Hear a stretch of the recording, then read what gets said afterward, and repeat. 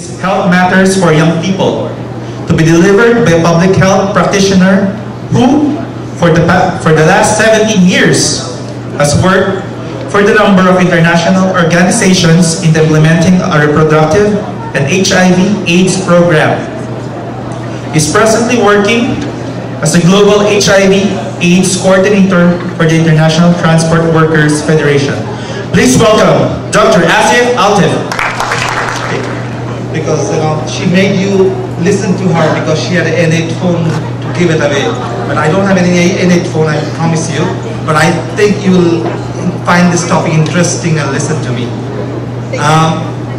Let me tell you that some of you were there yesterday listening to me and a few of my friends. But I think this session is special because when I look at in front of me, almost 95% people are young people. You are leaders. You are leaders in your industry. You are leaders in your community. You are leaders in your society. And you'll be leaders of this country. So you are a special group. And I'm very happy, to be here and talked about health matters. As you heard from Glenn, our moderator, I work for HIV/AIDS. So although I was supposed to talk about HIV, but I gotta health, but I gotta try to focus more on HIV/AIDS. I'm not a young person like you, but I try to be young in my mind. I try to dress up a little, bright shirts and bright other like pants and jeans, but I know I'm not smart. I'm not a young person. And I tell you, it's very difficult to pretend to be a young person. I always try to pretend, but it's not easy to pretend to be a young person. So I invite two of my friends to be with me to talk about HIV/AIDS and young people. And they are Philippe and Vermont, who are from the Youth AIDS Philippine Alliance. Some of you heard from Igor, their chairperson, but we have two friends from that organization. So I request Philippe and Vermont to come and sit here so that three of us can share our stories and our experience. Please don't feel shy. Come up and sit here. As I told you, I work with young people. I love to work with young people. In my mind, in my heart, I try to be young people. But I've seen that you young people connect in a different way, different pattern. So I try to introduce the topic about HIV/AIDS, healthy life, and young people. But ultimately, it will be Vermont and Philip who are gonna talk, share their stories, share their experience working on HIV/AIDS in Philippines, working with basically young people in Philippines. Let me start telling my story of when I was young, when I was 25. And sometimes it's difficult to define what is young people. To me, I consider, like from my organization, we call anyone below 35 is young. But I think it should be around 28, 30 when we should call somebody young. So when I was 26, I just passed my medical degree, and I joined the NGO and start working on HIV/AIDS. And we had almost like 100 colleagues in my office. And one of the things we usually do in the morning is to have coffee or tea together in our department or section. So like for last 1 month, I used to have coffees and teas with my other friends. Some of them are young like you. And I was young at that time. I should not say I was not young at that time. So it was a routine practice, daily having tea or coffee with my friends and colleagues, talk a little bit about what we're gonna do today for the next whole like 8 hours. But one day, one person whispered to me that, do you know? He was whispering to me like in my ear, do you know that person is HIV positive? And it was she at that time. I looked at that young woman. I said, she doesn't doesn't look HIV positive. She's healthy. She's young. She's beautiful. But I said, she has HIV. Believe me, next day when I come to the office, because we used to share common cups and common glass, because it's not Asif's glass, not Maria's glass or cup, so we used to share, like we go to the canteen and just pick a cup and make our coffee. Believe me, next day morning I brought my own cup from my home, so that nobody else has got my cup. I had told my friend, no, I love this cup. This cup was given by my mother, and this is very special cup. Please, don't take this cup. I want to have my coffee in this cup every day. But I was telling a lie. I want to make sure at that time when I was 26, I don't share the same cup with that HIV positive woman who was working with us. That was my story. I'm 43 plus, so it was almost 18 years back. So that thing, that small lie, for nothing. I just said something, I told, I confessed myself that I should not tell this lie, I should not do that. Then I studied about HIV as my professional job, as to work with HIV positive and affected and infected with HIV. I studied a lot. I realized that you never get HIV by sharing that cup. But believe me, as a medical doctor, like 20 years back, when we go through the medical education, we were not taught about HIV. We were taught about syphilis, gonorrhea, and other disease. We were never taught about HIV.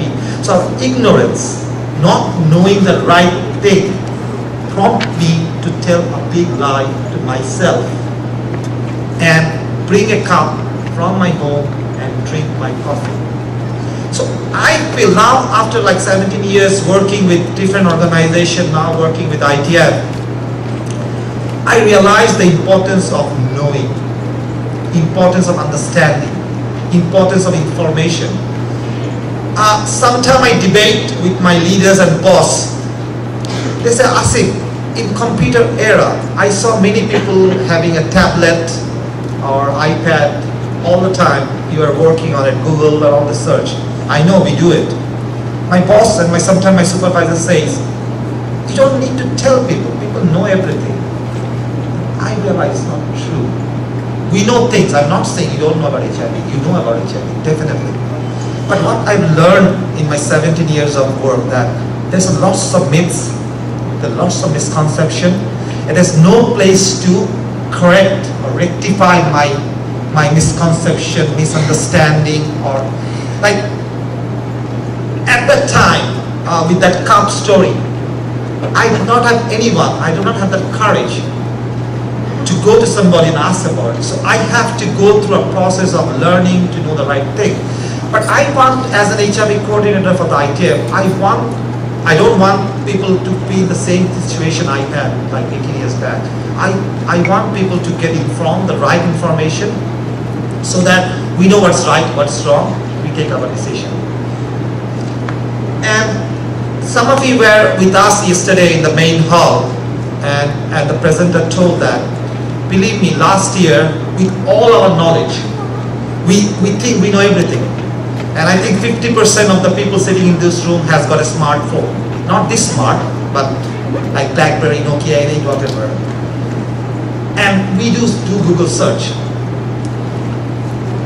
With all this information, last year 2 million new infections happened in this world. 2 million new infections in this world after 30 years of infection. Every day in Philippines, 5 to 6 people are getting infection. Every day in this country, 5 to 6 people are getting infection. And out of the 2 million, almost 30% people are below 25 like you. So HIV is an issue for young people.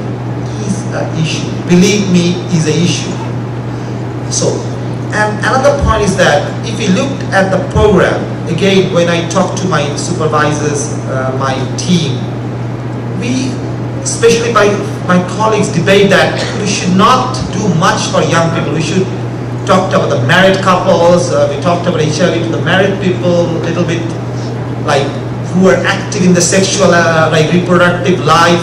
But I said that maybe young people are not active in their reproductive, they are in the reproductive age but not in the sexual life. But they need to know from now. So when they go through that phase, so they have the information, they have the education, they have the means to take the right decision. So again, from my experience, what I've seen that very few programs is and are targeted for the young people. Very few programs. Again, Igor from this organization told that how difficult it was for him. He was diagnosed 6 years back as HIV positive. He was only 18 at that time. It took him 5 years to form an alliance, to form an organization, to get the acknowledgement that young people can make a difference. And I was fortunate to be the guest, an amazing Samparita Foundation ceremony in the evening yesterday. And I can see the change growing in the Amusov family, you know, in the culture in Philippines, that you young people are keen to know more. And from the ITF side, we are working with Amusu, and we are working with MAP especially. And what we are trying to do that, you have a curriculum, you have a long curriculum where you learn about engineering, you learn about C, you learn about many things. What we are planning, it's not planning, we already decided that in your curriculum there will be a component on HIV/AIDS and healthy living. So we feel that the cadets should know from the beginning about life, about sexuality, about HIV/AIDS. And we are working on the process, like we are working on the curriculum and the process, but definitely we're going to introduce HIV/AIDS in the MAP curriculum, cadet school curriculum. We also decided to introduce HIV/AIDS mandatory session in the pre-departure training.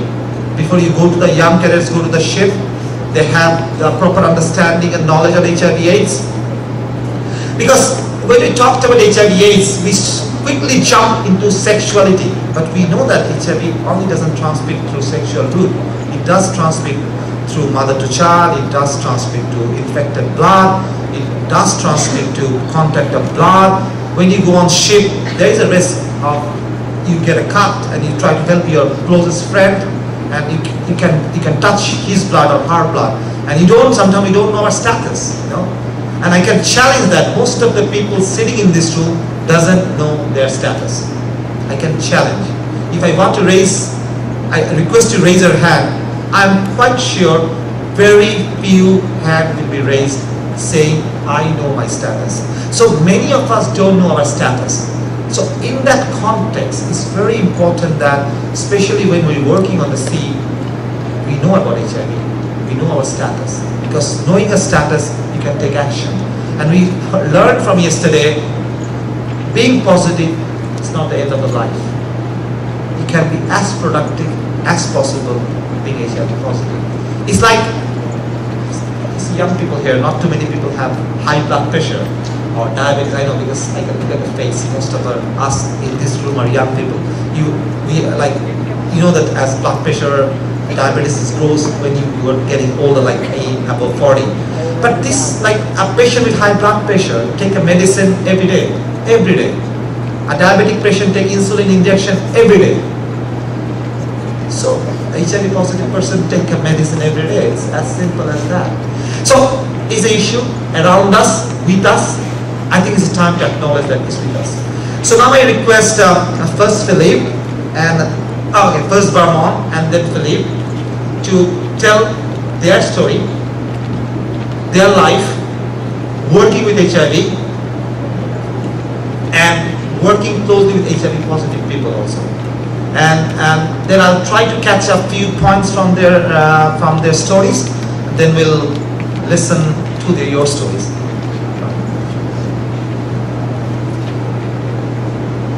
Thank you, Dr. Asif. Hi, good morning. My name is Vermont.